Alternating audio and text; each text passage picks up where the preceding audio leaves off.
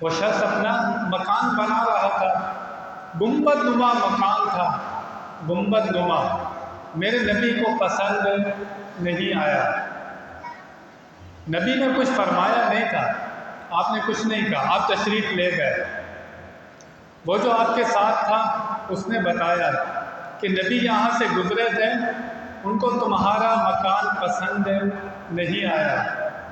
اس نے کدال اٹھائی، مکان کو زمین کے برابر کر دیا۔ نبی پاک کا گزر پھر ہوا وہاں سے تھوڑے دن بعد، کہا یہاں تو مکان تھا، مکان کیسے ختم ہو گیا؟ بلاؤ جس کا مکان تھا، اس کو بلایا، کہا تیرا مکان کیسے گر گیا؟ اس شخص نے جو جواب دیا، اس نے کہا سنا تھا کہ آپ کو پسند نہیں آیا، صرف سنا تھا، ہم میلاد منانے والے، میں بھی اپنے گریبان میں جھانکوں، آپ بھی جھانکیں، میرے نبی کو ہمارا کیا کیا پسند نہیں ہے۔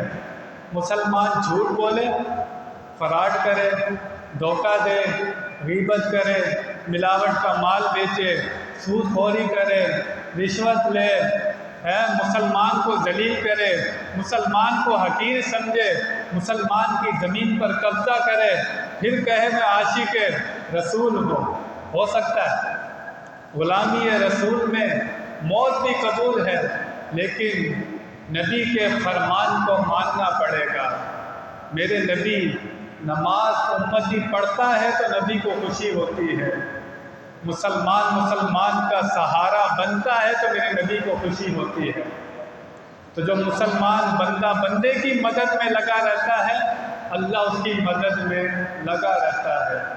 تو اصل ہم نبی پاک کو جب ہی خوش کر سکیں گے کہ جب ہم اپنے گناہوں سے ہجرت کر جائیں۔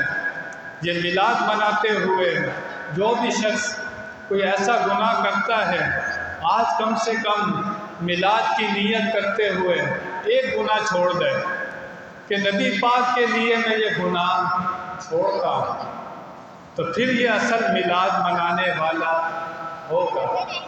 ان کاموں سے بھی توبہ کرے جو غلط کام کرتا ہے۔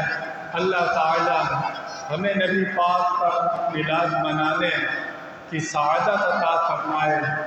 اللہ تعالی ہمیشہ ہماری نسلوں میں وہ لوگ رکھے جو نبی پاک کا میلاد مناتے رہیں، نبی پاک سے محبت کرتے رہیں۔ گفتگو میں بھی غلطی ہوئی، اللہ کی بارگاہ میں توبہ کرتا ہوں۔ وآخر دعوانا ان الحمد للہ رب العالمین۔